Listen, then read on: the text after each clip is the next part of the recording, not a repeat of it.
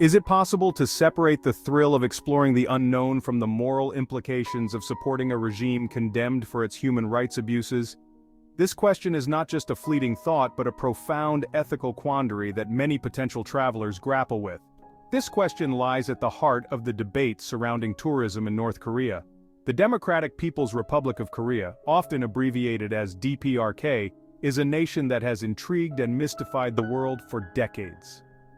The Democratic People's Republic of Korea, shrouded in secrecy and often portrayed as a relic of the Cold War, presents a unique ethical dilemma for potential travelers.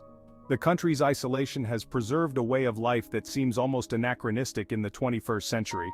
The allure of North Korea is undeniable. For many, the chance to step into a world so different from their own is an irresistible temptation.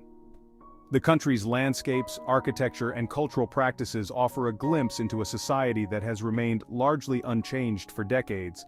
It's a land frozen in time, seemingly untouched by the forces of globalization that have swept across the rest of the world. The traditional architecture, the rural villages, and the meticulously maintained monuments all contribute to a sense of stepping back into history. The opportunity to witness this isolated nation firsthand, to interact with its people, and to glimpse behind the curtain of propaganda is a powerful draw for the adventurous traveler. Engaging with locals, even under the watchful eyes of government minders, provides a rare chance to understand a different perspective. However, this desire to engage with the unknown must be weighed against the stark realities of North Korea's human rights record. The stories of defectors and the reports from human rights organizations paint a grim picture of life under the regime. Amnesty International and other organizations have documented widespread and systematic abuses, including political imprisonment, torture, and forced labor. These reports are not just statistics, they represent real lives affected by the oppressive policies of the North Korean government. The decision of whether or not to visit North Korea is deeply personal and requires careful consideration of one's own values and the potential consequences of one's actions. It's a decision that goes beyond the usual travel considerations of safety and cost. It is a moral tightrope walk, balancing the desire for cultural exchange and understanding with the risk of complicity in a system that perpetuates suffering.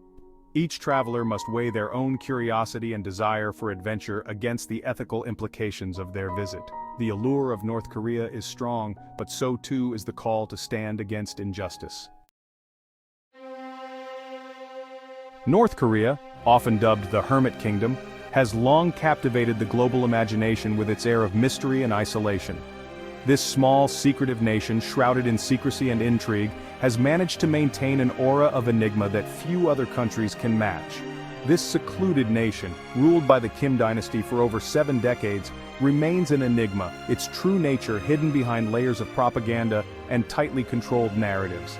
The Kim Dynasty, starting with Kim Il-sung, followed by Kim Jong-il, and now Kim Jong-un, has crafted a narrative that portrays North Korea as a utopian society, free from the influences of the outside world.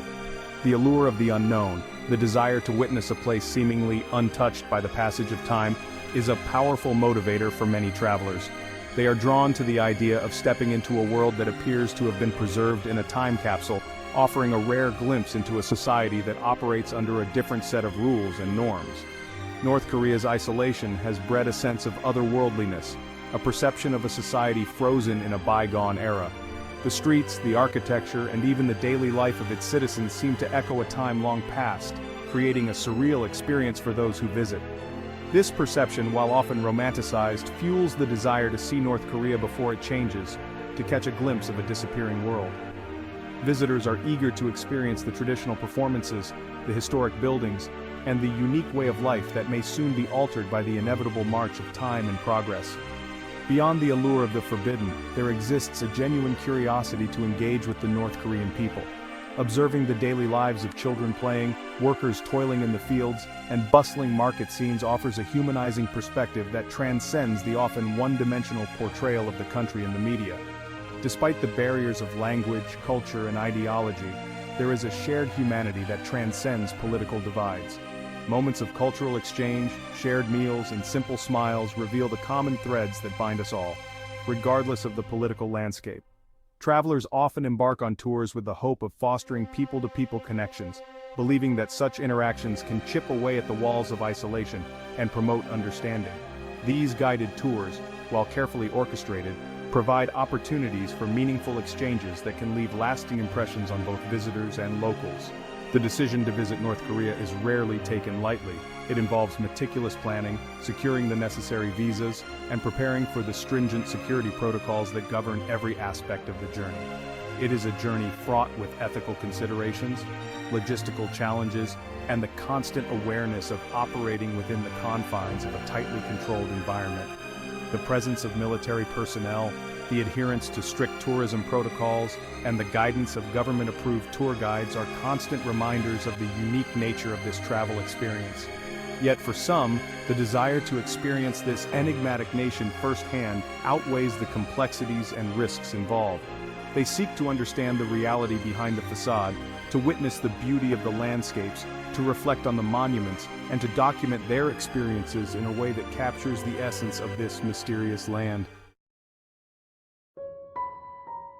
To understand the ethical implications of tourism in North Korea, one must first grapple with the country's troubled history and political climate.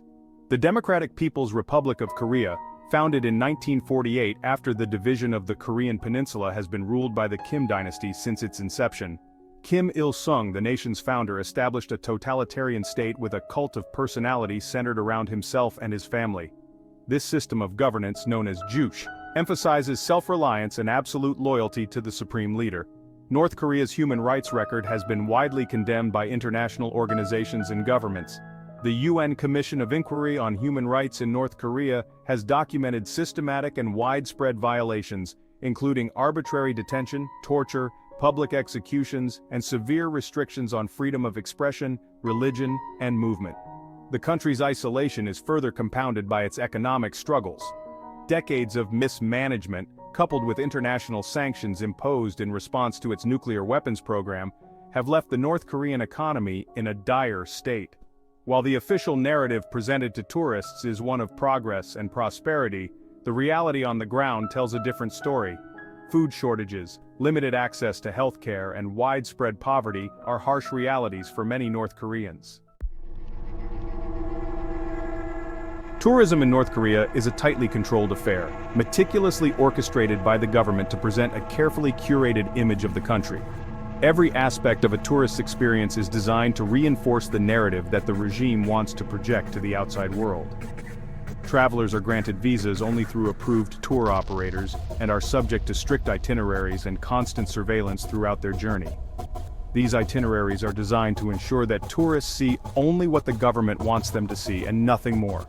The surveillance is omnipresent, with guides and minders accompanying tourists at all times, ensuring that they do not stray from the approved path. Most tours begin and end in Pyongyang, the nation's showcase capital. This city is often the first and last impression that visitors have of North Korea, and it is carefully maintained to present an image of prosperity and order. The city, rebuilt after the devastation of the Korean War, is a testament to grand socialist architecture, wide boulevards lined with monumental buildings, and an eerie sense of order and conformity. The architecture is designed to impress, with massive structures that dwarf the people who walk among them, reinforcing the power and permanence of the regime. Tourists are typically taken to iconic sites such as the Juche Tower, the Arch of Triumph, and other grand monuments that celebrate the achievements of the regime. These sites are not just tourist attractions. They are symbols of the regime's ideology and its claim to legitimacy. And the Kumsusan Palace of the Sun, where the embalmed bodies of Kim Il-sung and Kim Jong-il lie in state. This mausoleum is a place of pilgrimage for North Koreans, and its inclusion in the tourist itinerary serves to emphasize the reverence that the regime demands for its leaders. These landmarks serve as constant reminders of the Kim dynasty's omnipresence and the importance of reverence for the leadership. The statues and monuments are not just historical markers, they are active tools of propaganda, designed to instill a sense of awe and loyalty in both locals and visitors. Interactions with local people are often limited and closely monitored. Tourists are usually only allowed to speak with locals who have been vetted by the government, and these interactions are often staged to present a positive image of life in North Korea. Tourists are generally discouraged from venturing off the beaten path or engaging in conversations that could be deemed politically sensitive. The guides are trained to steer conversations away from topics that could reflect poorly on the regime.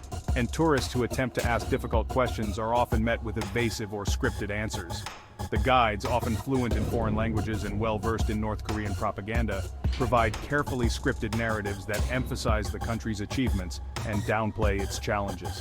These narratives are designed to present North Korea as a strong, self-reliant nation that is unfairly maligned by the outside world.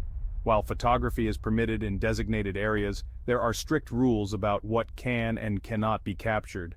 Tourists are often warned not to take photos of anything that could be seen as negative or unflattering, and guides are quick to intervene if they see someone taking a prohibited picture. Images that portray the country in a negative light, such as scenes of poverty or military installations, are strictly prohibited. This control over what can be photographed is another way that the regime manages its image, ensuring that only the most positive aspects of the country are seen by the outside world.